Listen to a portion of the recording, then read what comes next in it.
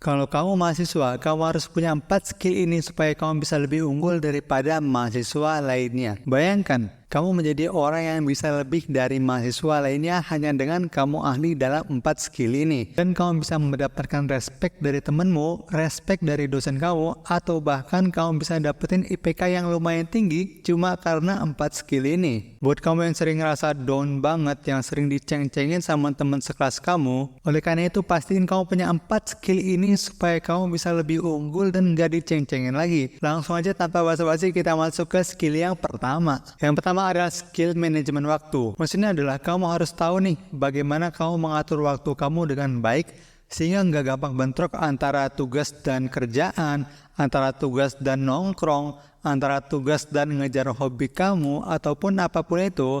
Intinya kamu harus bagaimana aku bisa mengatur waktu ini dengan baik sehingga nggak ada tugas yang kelewat deadline, sehingga tugas yang meskipun deadline-nya cuma 1 hari, deadline-nya cuma 2 hari, itu bisa kita dengan gampang menyelesaikan tugas tersebut.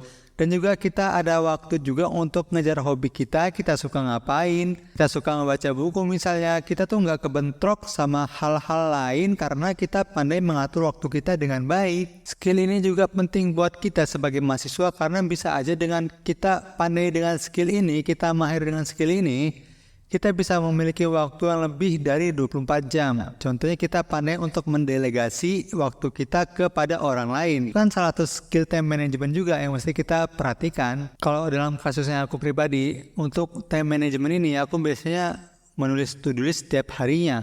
Dan untuk menulis to-do list ini aku nggak nulisnya di pagi hari karena itu bikin aku puyeng dan kelamaan mikir ya. Oleh karena itu solusinya aku bisa menulis tulis ini di malam harinya. Jadi misalkan hari ini hari Senin, besok hari Selasa, untuk tulis hari Selasa aku akan menulisnya di Senin malam ketika aku mau tidur, sehingga nanti besok setelah aku bangun tidur aku nggak bingung lagi mau ngapain. Misalkan aku di Senin malam dan aku besoknya pengen membaca buku, pengen ngerjain tugas, pengen editing, pengen scripting ataupun apapun itu, udah ada listnya di Selasa pagi.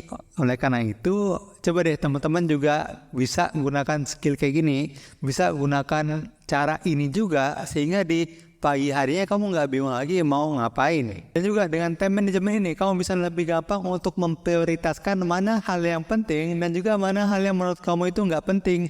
Misalkan kamu memiliki kepentingan dalam membaca buku, ya udah, karena udah ada listnya, udah ada jadwalnya. Dengan adanya jadwal tersebut, kamu itu lebih tahu mana yang lebih prioritas, mana yang enggak diprioritasin sama sekali. Dan juga dengan adanya time management waktu ini, kamu bisa lebih terarah lagi, waktunya kamu nggak ngambang-ngambang lagi, dan nggak ada waktu kosong yang bisa dibuang-buang cuma karena nggak ada jadwal sama sekali. Maka dari itu skill time management ini sangat-sangat penting apalagi buat kamu seorang mahasiswa. Kita lanjut ke skill yang kedua, yaitu public speaking. Kita udah tahu ya kenapa public speaking itu penting banget apalagi dalam seorang mahasiswa. Kenapa mahasiswa penting banget buat jago ataupun bisa lah paling nggak public speaking, ya karena sesimpel mahasiswa itu banyak banget hal-hal yang dibutuhkan dalam public speaking ini. Contoh simpelnya, ketika ada tugas presentasi yang digunakan dalam presentasi tersebut, ya apalagi kalau bukan public speaking. Itu contoh simpelnya ya.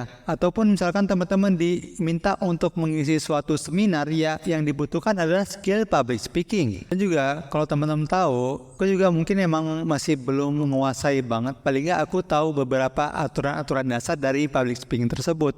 Seperti kalau misalkan dalam presentasi ataupun seminar itu kita bagi aja menjadi 3 bagian untuk memudahkan kita.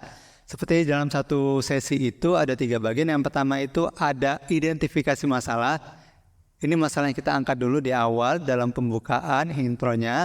Terus yang tengah itu isinya dan yang ketiga kesimpulannya. Jadi ini 3 gambaran besar ketika teman-teman mau presentasi ataupun public speaking. Ini yang bisa aku lakukan dan teman-teman bisa menggunakan cara ini juga. Dan juga dalam public speaking ini ada 3 faktor yang penting banget kita perhatikan, yaitu intonasi kita, kata yang kita keluarkan, dan juga yang ketiga bahasa tubuh kita. Dan aku ada nemu sebuah artikel dikutip dari furweekmba.com bahwa dalam public speaking itu ada 3 aspek yang sangat berpengaruh keberhasilannya. Bahwa bahasa tubuh adalah sebab yang paling besar dalam public speaking. Aspek ini mendominasi sebanyak 55%, adapun intonasi kita mempengaruhinya hanya sebanyak 38%.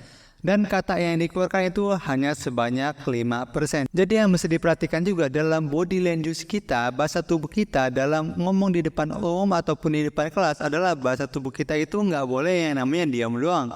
Tangan kita ini bisa berbicara, mata kita bisa berbicara, tubuh kita juga bisa berbicara dengan menyesuaikan kata-kata yang kita keluarkan dalam public speaking tersebut. Dan buat kamu yang masih bingung bagaimana cara untuk prakteknya, untuk cara aku sendiri adalah aku biasa ketika lagi di jalan ataupun lagi di motor ataupun dimanapun itu lagi sendirian ya, aku ngomong aja sendiri bagaimana aku mengatur intonasi dengan enak, seenak kita itu kita atur bareng-bareng. Misalkan ada kata-kata yang dipanjangkan, kita panjangkan gitu. Misalkan ada kata-kata yang dipendekin, ya udah dipendekin, kita atur seenak kita itu bagaimana. Nanti lama-lama kalau teman-teman udah terbiasa, teman-teman juga bisa nih ngomong depan cermin dan sebagainya. Nah, kalau misalkan udah terbiasa itu udah nyaman, kita memilih intonasinya atau bahkan bahasa tubuh kita sendiri. Oleh karena itulah tips kedua yang penting banget dikuasai oleh mahasiswa dan ini wajib banget. Mungkin dari keempat tips ini, tips yang kedua ini yang paling penting kita kuasai. Kita lihat ke tips yang ketiga, mengetik 10 jari. Maksudnya kenapa? Kenapa sih ini termasuk skill yang diperlukan oleh seorang mahasiswa? Karena yang namanya mahasiswa itu kita nggak bisa lepas dari yang namanya tugas, makalah, ataupun bahkan nanti skripsi.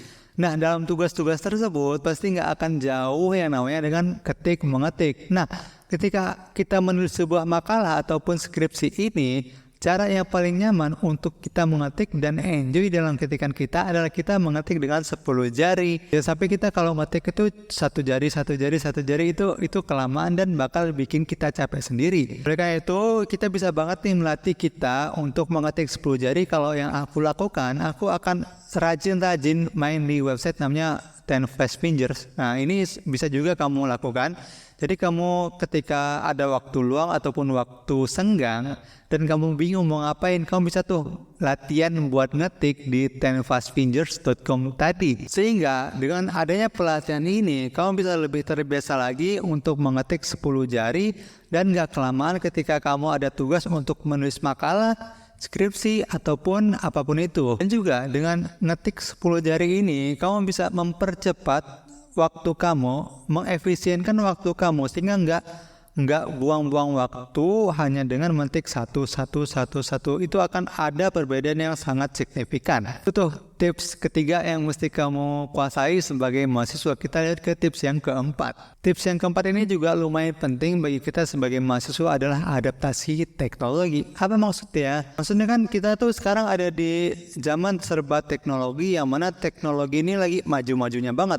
Dan kalau kita gagal untuk adaptasi di teknologi ini, kita akan ketinggalan zaman dan kita nggak relevan dengan apa yang ada di dunia ini. Sebagai contoh, sekarang ini lagi ramenya AI.